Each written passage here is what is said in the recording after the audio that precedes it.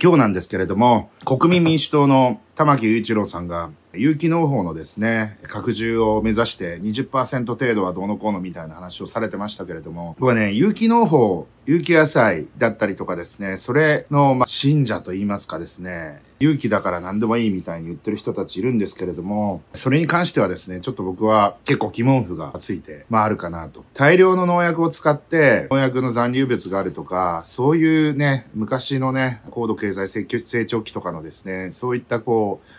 うがった見方っていうんですかね、そういうのがすごく根ざしてるんだと思うんですけれども、それに関して言うとですね、僕はね、これ有機農法に全振りじゃないですけれども、かなり振っていくっていうのはですね、僕は危険だなと思っております。実際ですね、これ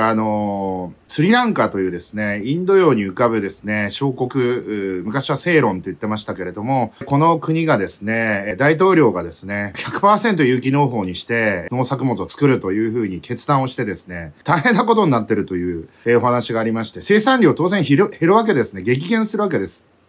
それによってですね、さらにそこに新型コロナウイルスの騒動が来まして、もう一つの主要産業である観光がもうガタガタになった上に、旧国名ですね、セイロン。セイロンティーって多分聞いたことあると思うんですけれども、紅茶の主要産地なんですね、こちらは。で、この主要作物の紅茶の生産量がガタ落ちしてしまい、農薬も使わない、化学肥料も使わないってことなので、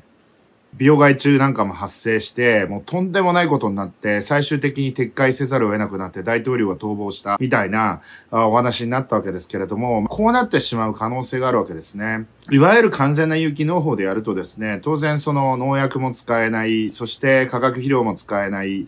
そうなってくるとですね、必ずこれ大事なのはですね、農地、連作、毎年毎年作物を植えるとですね、連作障害っていうのが発生します。主にですね、土の中の途中のですね、窒素化合物。窒素というのは人間の体を作るタンパク質の元になるアミノ酸の主要原料の分子なんですけれども、この窒素が不足するので、これをなんとか補っていかなければいけないんですけれども、堆肥であったりとかですね、あるいは海からね、海のイワシのなんか干したやつとか、干しイワシとかですね、江戸時代なんかそういうのを使ってましたね。あとは人糞だったりとかですね、リサイクルですね。でもそれでもやっぱりこれ、まずコストが高いのと効率が非常に良くないですと。で、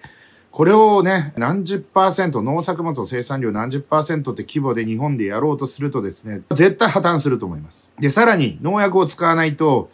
病害虫が非常につきやすくなってしまって、作物がまだね、虫食いの作物でみっともないからどうのこうのっていうレベルだったらいいんですけれども、もう生産量がガタ落ちしてしまう可能性もすごくあるわけですね。1億2000万人を養う。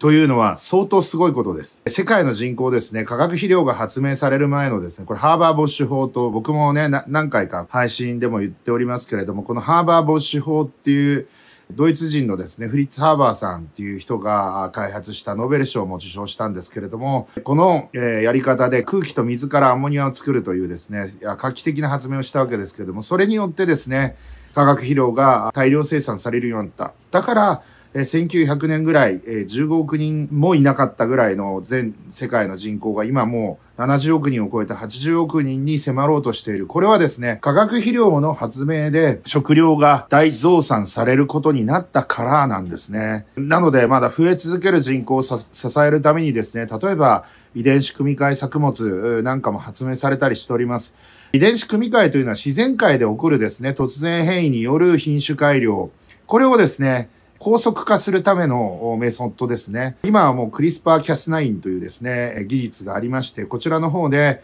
自由自在に優勢の遺伝子をですね、導入することもできますので、例えば農薬に強い特定のですね、病害虫だけをですね、殺してしまう殺虫剤である農薬、こういったものをですね、作ることができるようになったりとかして、食料の大増産に貢献をしております。そういう背景があったので、世界は人口が伸びて、そして世界経済は発展しているという、こういう背景があるわけですね。有機農法を別に否定してるわけではなく、高級で、ある程度ですね、お金を出せる人が手間のかかる、非常に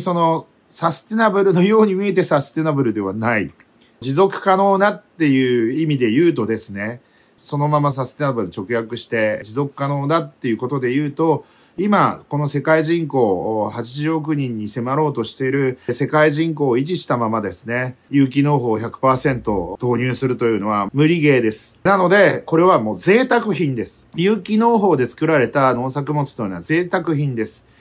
お金をたくさん出すなり、あるいはもう自分で栽培するなりね。自分で手間をかけて、自分の手間と時間をかけて、やはりお金はかかる。お金に変換せず自分の労力をそのまま有機野菜に、有機農法で作られた農作物に変換してるだけなんですね。で、さらに言うと、これ有機農法で使われてる堆肥なんかも、本当に厳密にこの有機でやろうとするとですね、このそもそもその堆肥の原料を作るために、飼料を畜産、そういった動物に与えるわけですね。牛とか馬とか豚とか鳥とかそういったものにですね、飼料を与えて、その糞を使って有機農法をやるわけですけれども、この糞を生成する、食べさせる飼料費ですね。これは有機農法で作られてんですかと。有機農法推進派の人たちはよくですね、忌避する遺伝子組み換え作物のトウモロコシを使ってるんじゃないんですかとか、そういったところのトレーサビリティまでちゃんとできてるんですかと。そういうものも含めてですね、現実的な落としどころっていうんですかね。過剰に農薬を使うのはやめましょう。だからつまり低農薬でやりましょう。別に化学肥料はこれ N を補給してるだけです。いわゆる窒素分子を補給してるだけなので、それをわざわざ手間をかかるやり方でやったとして、その窒素分の N が有機農法の N と化学肥料の N が違うかというと、これは全く同じものです。なので、これをわざわざ手間をかけて作る意味があるのかって話ですね。当然、その化学肥料の使いすぎによって土がリッチになりすぎる。それによって作物が楽をして糖度を上げていかないとかですね。よくありますよね。荒れ地に、例えばトマトを甘くするためにですね、肥料をギリギリまでにしか上げないような中田農法みたいな農法もあるわけですけれども、そういった形で肥料を上げすぎない。よくね、化学調味料の問題とこの有機農法とかって対比されることがあるわけですけれども、化学調味料もなんで化学調味料がこれだけ問題になってるかって入れすぎるからなんですよ。入れすぎるから舌がピリピリするとか言う人いるんですけど、それは醤油だって塩だって何だって入れすぎたらピリピリしますよね。同じです。なので、化学調味料使いたい人はですね、味塩をおすすめしますよ。塩味がある程度塩味入れすぎるとですね、塩辛くて食べられたもんじゃないじゃないですか。それの塩分濃度に合わせて適量の化学調味料が入ってますんで、味塩めちゃくちゃおすすめです。だから味塩のようにですね、適度に化学肥料を使う、そういう風な農法が普及するといいんじゃないでしょうかね。低農薬で化学肥料は使うんだけれども必要最小限と。それによってですね、土壌汚染っていうのかな、赤潮が発生するとかですね、海が不栄養化してですね、